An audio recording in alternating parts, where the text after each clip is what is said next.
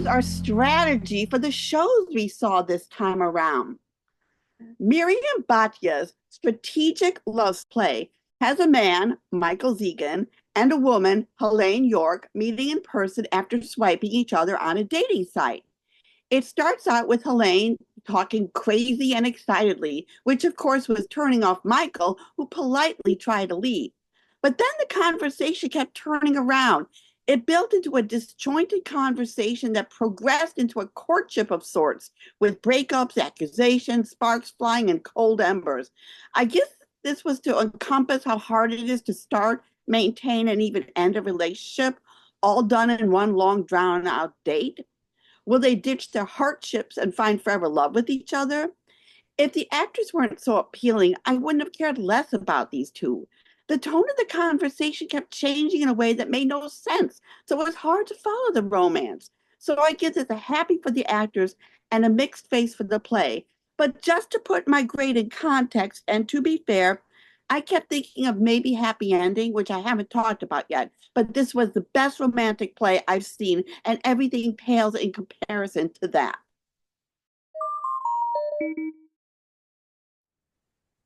At St. Anne's Warehouse in Brooklyn, you could see Pony Cam, which is a 5-person theater collective from Australia, performing their new work, Burnout Paradise, in which 4 of the members are on treadmills, and the treadmills are labeled survival, admin, performance, and leisure.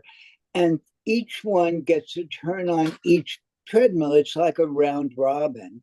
Survival has to complete making a full 3-course dinner while on the treadmill, and admin has to fill out the forms for getting a grant from an arts institution.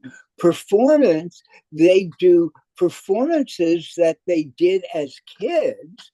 And in leisure, there's a whiteboard with a whole list of like maybe 20 different activities, and audience members get to tell them which ones to do.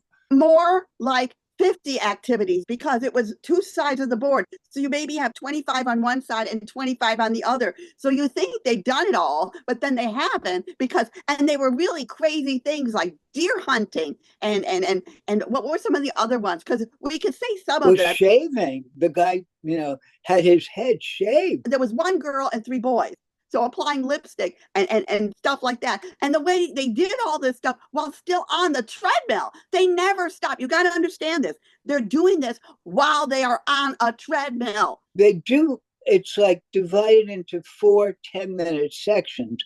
So they do get a chance to at least catch their breath. I'm amazed that they could do it. This was one of the most incredible things I've seen. And what's really great about it is that each night it's going to be rather different. So you could see it 100 times and still enjoy it. And obviously there's too much to do all by themselves. So they're constantly getting the audience to help up, hand them things, erase things from the board. They pick 2 audience members to actually eat the 3-course meal. And then there's Eva Campbell, the 5th member, who she doles out Gatorade. All you have to do is shout Gatorade, and she'll bring you a glass of Gatorade. And the thing is, they were supposed to add up to 14.4 miles on the treadmills by the end of the evening. And the trick is, if they can't complete all this task, which is what gives it suspense, then the whole audience gets a refund. So you're kind of like, oh, I kind of want a refund. But at the same time, you're like rooting, like, oh, are they going to do it? Are they going to do it? It's like, you're like, ah!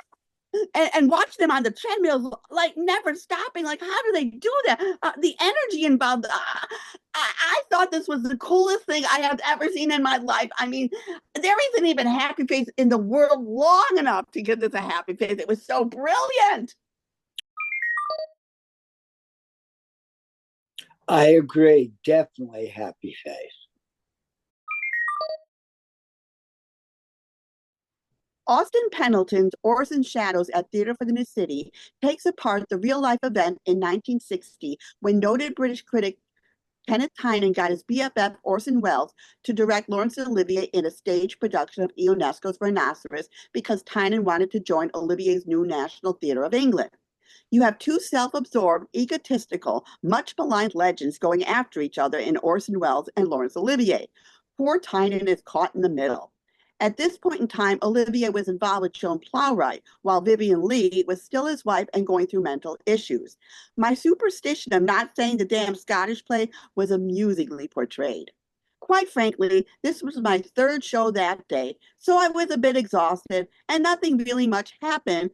But if you enjoy watching golden Hollywood actors and directors going at each other and trying to come up with motivation in a particular scene, then this is the show for you. I was impressed how the actors captured the essence of these icons, except Joan Plowright felt more like a young Maggie Smith to me, but she had that 50s va va va boom factor.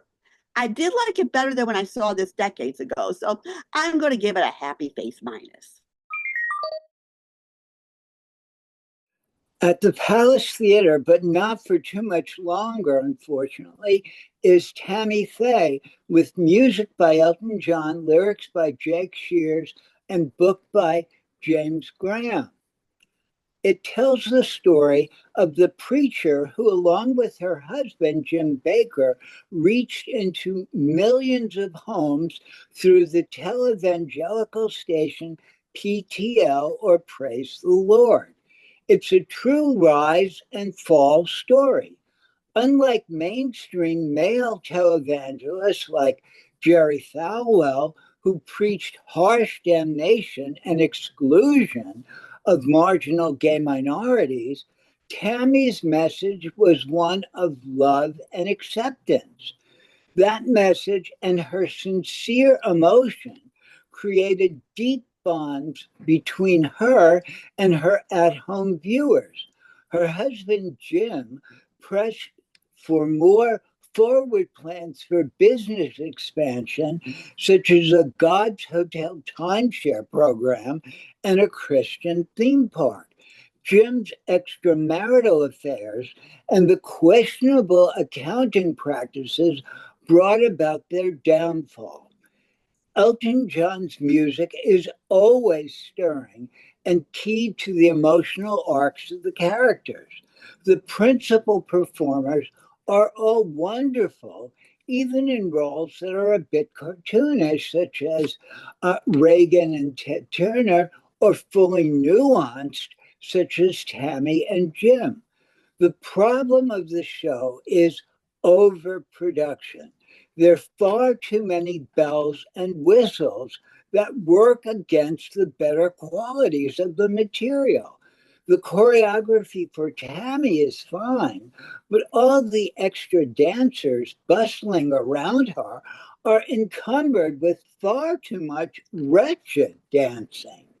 The lighting is often painfully aggressive, with a kind of evil life of its own. Again, this pulls away from the music and book, which again I thought were quite fine. If this had started like as a concert, a concept album, and then opened in a small way off Broadway, I think it would have been a great success.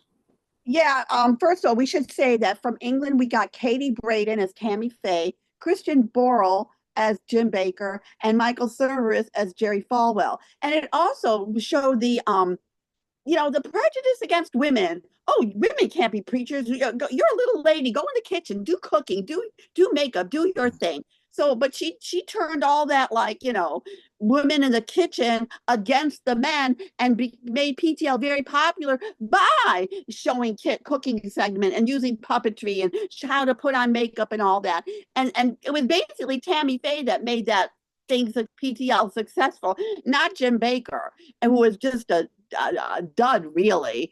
And but this, like Mark said, this for my vertigo, this was torture because it was constant moving graphics, constant flashing things in your face. I mean, I finally gave up and just kind of listened at the end. Like the last 15 minutes, it got all nice and quiet and calm and just showed the show itself. And that I loved. I mean, that was good. That was movie. That they were people then. They weren't these just crazy, flashy things running around with no purpose, basically. So this could have been so much, like Mark said. Mark and I are agreement in that. So I'm really sorry it's going. Michael Cerveris, oh my God, he was unrecognizable in this, and what a voice! I mean, they all had great voices, but his voice is just—he's so damn good. I mean, I just it was. So I'm going to give this like a happy face minus. I guess it's the same because it's happy face for, the basic elements of the show, and unhappy face for all the junk that they put around it. A way to average it, I'll give it a mixed face. I went to the Merchant of Venice press conference at Classic Stage Company, and I talked to some of the actors, the director, and I saw a couple scenes, and we're going to show you that right now, but we only have a few minutes, and I got a lot of information, so there's going to be even more on our next show, which is December 14th. Hello, here we are with Igor Golyak. from doom and gloom in our class to a lighthearted Merchant of Venice. Wow. Well, lighthearted in a way. I think the initial meaning of it was presented as a comedy, and we're going with that until it turns quite tragic. Sort of like Chekhov, because Chekhov always starts funny but ends up tragic. Chekhov does. I think it is quite different. Chekhov's sense of humor is quite tragic. Here, the humor becomes tragic because of how we perceive things. I love the fact being a cable show, a public access show, that you said it as a cable public access. I mean, that's why I was laughing so hard. What did you come up with that brilliant idea? Well, I wanted to translate the idea of it being a comedy, and how does that translate to today? How does it connect to us, to the current day contemporary human beings? What is a comedy for us? A comedy for us is a version of Saturday Night Live. But with public access, it lowers the level even more. Yeah. Yeah. We're like the stepchild of TikTok. Yes. It does lower the level, but then it creates the extra comedy that I'm looking for in order to have the audience on the specific journey that I have. Because public access isn't slick. Public access isn't slick, but it is naive, but also it is a good microcosm of the macro. So I couldn't. What's with the big ball? I'm just curious. I saw this giant ball. It's going to be a part of the show. It's going to be a like a disco ball. So you can expect a lot of surprises. This is going to be a merchant that no one's ever seen before. That's right. You absolutely will be surprised. I promise you. But most important of all, you are keeping true to the text. You are not making it directory, which I despise. You are still making it Merchant of Venice, but with clever adaptations to it. Yes, we are staying true to the text. I do add some Marlowe in it, a couple of lines from Marlowe, some Romeo and Juliet, and some Mission Impossible. Well, that's just what Merchant needs. Thank you very much. Thank you very much. Bye. Bye.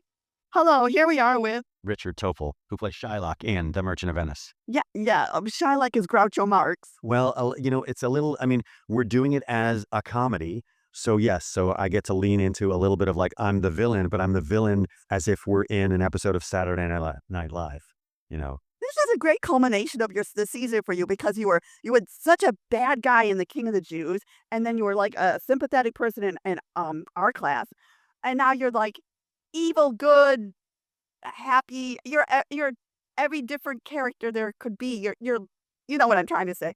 We're not morning people, so it's hard to talk in the morning. Well, no, but it's interesting, especially after having done our class where the character I played, Oberon, he was so about connecting the world, and especially like, lifting up and the community, his Jewish community, and his family and his friends in the world. And it felt really, I walked out of that play actually feeling sort of like a beautiful sense of connection. And this play is a lot about a man who has everything taken from him and is pushed down and seeks revenge. And so it's really going to my darker side. It is, it's actually, a lot of the darkness that was in King of the Jews, that the character that I played is in this, although that guy had some power. This guy is powerless. And so, Now he can't even control his own daughter. Right, right. And my way into this play is definitely through that story because I have a 21-year-old daughter. I have one child like Shylock, a daughter. She's 21, and so for me, the loss of his child is the thing that breaks him, is the thing that makes his world explode, and then he doesn't know how to live in that world anymore.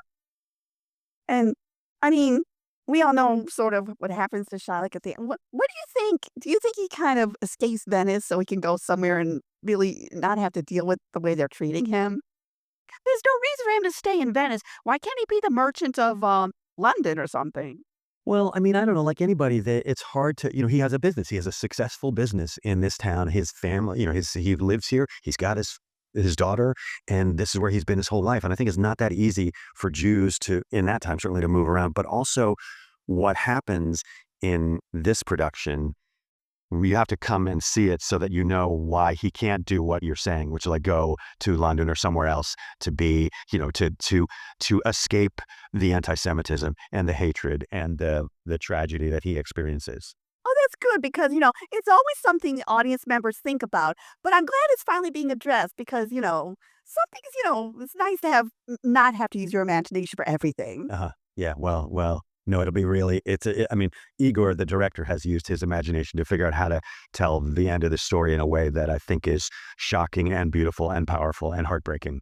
I know, just from watching what's going on, I can't wait to see part of me always kind of dreads seeing Merchant of Venice, but in this case, I'm looking forward to it. Yeah, you'll never see a Merchant of Venice like this, in the future. You've never seen one like this, and you will never see another one again. I mean, it is so singular and such, the director's idea is to go back to the fact that it was a comedy and try to figure out how to tell this comedy in the time that we're living in. And that is certainly a take on it that I have not ever seen or been a part of.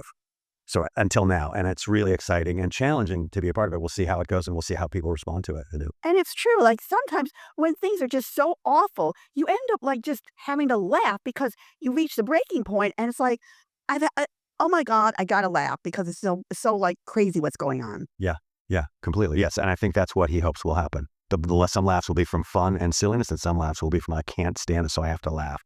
Not only do you get to witness how we create our highly rated access show tonight, but you get to be part of the magic. And every show we give our live studio audience just a little extra something, a little special something that the audience at home doesn't get. And tonight's little extra something is a confession. We've run into a couple obstacles today. I'm here. So sorry. I had to call back. She was going to play Jessica. You are not here. You are not here. She's going to call back. It's fun. I know. I know you want to play Julia. We're not going to you, Julia. So we ran into a couple of obstacles today. As you can see, that's not supposed to be there. At 59 East 59th Street, we saw all the plays there. We have Cindy A. Marion's Thistles, which has Rebecca returning to the family summer home in Pennsylvania to try and sell the house and considerable property. She meets resistance from her uncle Peter, who has other ideas for the property. He is scheming with the neighbor Alan. They just want to sell the land for retirement homes, but keep the main house. Rebecca Mom's memory is starting to fail, which is why Rebecca wants to sell the whole shebang, as no one ever goes there anymore, and it is in terrible disrepair. There's also the issue of who pays for the upkeep. Peter is hoping if they keep the house, it will preserve the family. But all that is left are the siblings, Peter, Lucinda, and Rebecca's mom, and Rebecca herself.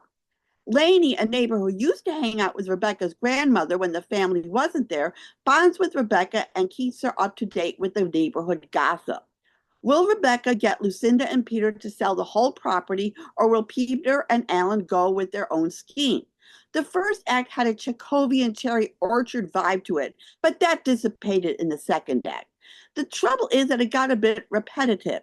We get that Rebecca wanted to sell the house and Peter didn't. Peter wanted to have an auction to sell all the junk, but Rebecca wanted to throw it all out. We get to learn more about Lainey and her budding friendship with Rebecca that is definitely Chekhovian, but how well do you really know a person? Anders Gudjoni's set was pretty remarkable how he turned that small stage into a two-story farmhouse. The acting was very good as we could see both sides of the argument and understood that everyone had the best of intentions. I have no idea why the play was called Thistles. As I jokingly said to my friend, if you show a thistle in the first act, then you have to use it in the third. But this is called Thistles, not Thistle. I always get that wrong. Anyway, happy face minus. Also at 59 E 59th Street is the play Room 1214, and it's a new play by Michelle Colos Brooks. And she had the good fortune of meeting up with a teacher, Ivy Seamus, and decided to write a play about her. Ivy Seamus was teaching Holocaust history, Holocaust history class at Marjorie Stoneman Douglas High School in Parkland, Florida, which is a quiet, safe town in Florida. And on Valentine's Day, 2018, a former student who was a neo-Nazi shot his way into the school building and then into her classroom, killing 2 students. Annabelle Gurwitch plays the teacher. In the play, she's called Lily. And she plays the role with great passion and intensity and gives an amazing, remarkable performance. At the performance that Eva and I attended, Ivy Seamus, the real Ivy Seamus, the teacher, did a post-show discussion and Q&A. And it was apparent from that discussion that she is a very passionate teacher who loves what she does, that she loves her students, and that most of all, she's one of those teachers that really, really makes a difference in the lives of her students. Yeah, I just thought this play was just remarkable. The scenic design by Daniel Ellen, the teacher said it was like he recreated the entire school, the classroom. I mean, there was no place for them to hide because they thought it would never happen here. They're the safest school in the whole state, for goodness sakes. And she even pointed out how when there was a school shooting in Scotland, they got rid of all the guns in England. There hasn't been a school shooting for kids yet. And all over the world, when it happens once and they do something about it. Here, more children are killed in school than anywhere else. It's just disgusting. And being a history teacher, she gave us a history of the guns and how useless the AK rifle is to hunting or anything. There's no point to it except for war. And yet somehow we can end up in the hands of mentally ill children. It's just horrible and horrifying. And not only was Annabelle Gurwitch wonderful, but the students, Time Briscoe, Ben Hershorn, Andrea Negret, Cleo Costas, and Alessandra Yokoyama were brilliant as well. And this is from my favorite theater company, which I'm always talking about, New Life Theater Projects. They have really been taking issues of the day and really presenting smart, intelligent, really soul-defying shows. Oh, so I'm giving this a major happy face. Major happy face for me too. Theater lost one of its titans of dramaturg, Morgan Jeunesse, and I was lucky enough to interview her at this wonderful Frankie Award that she got. And here it is. Dramaturg. It's so nobody knows what dramaturg is. It's so important. Thank you. I'm glad you think so. I always say that a dramaturg is whatever you need them to be. And also whatever the play needs to be. I mean, a play can sink or swim from a dramaturg. Yeah, I used to joke because I actually got an OB years ago, which was very weird, but it was for supportive playwrights. And, everyone said, well, you're like the playwright's best friend. And I said, no, I think I'm actually maybe the plays try to be the play's best friend, as well as the playwright. So, yeah. How did you get into it in the first place? It's not something most people go for. No, I fell into it. I was an intern at the Public Theater when Joe Papp was there, and Lynn Holst and Robert Blacker, two amazing dramaturgs, were there with Gail Merrifield Papp. And we was reading scripts, and everyone was reading scripts, and I wanted to read scripts because I loved reading plays. And so Robert Blacker said, "Oh, good, read this one, tell me what you think." And I said, "Oh, well, I'll take it home." He said, "No, read it in front of me." And so I read it, and I started telling him what I thought, and then I got to the second act, and I said, "Oh, it kind of like loses its momentum here." And he says, "You're right. So what's wrong with that scene?" I said, "I think it actually starts in the second scene of the first act, and if that's set up, then this will work." And he looked at me and he said, "I think you're a dramaturg." And that's how it happened. And may I say, you make the job so much easier for us critics because we don't like to give bad reviews, and you make it possible for us to give good reviews. That's one of my functions, is to make life happier for critics. Nobody ever says that. Because it's like I always say, better I say it now than a critic tell you when it's done. As I said, the next show is December 14th. Closing December 1st is Bad Creole at Signature. Closing December 8th is Theater for New Audience, We Are Your Robots. Closing December 15th is Shit Meat Fan at MCC, 300 Paintings at Vineyard, The Roommate on Broadway. And that's all going to be on our Facebook page, the reviews. Also at 59 East 59th Street, Mark and I saw The Light and the Dark, The Life and Times of Artemisia Gentileschi. That's going on until December 15th. We'll talk about it on our next show. Fascinating artist. And there's BAM, you have an evening with Daniel Craig on December 3rd and a bunch of other stuff. La Mama, Spit and Vigor members Sarah Fellini and Adam Belvo will be participating in a Peculiar Works reading of a new adaptation of Antigone on December 9th. Plus, there's tons of other stuff at La Mama. And there's lots of stuff going on here. And for special events, you have the Rat Cracker, December 9th at Invisible Dog Art Center, and the LGBTQ Contributions to Broadway History with Jay Shockley at the Museum of Broadway, December 7th from 5 to 6 p.m. And the Polin Museum of History of Polish Jews 10th anniversary with U.S. has two premieres. They're both free. Proof of Identity, Thursday, December 5th at 7 o'clock at the YIVO Institute for Jewish Research, and Girl Suite, Sunday, December 8th at 6 o'clock at the Museum of Jewish Heritage, Edmund J. Safra Hall. Lots to see and do.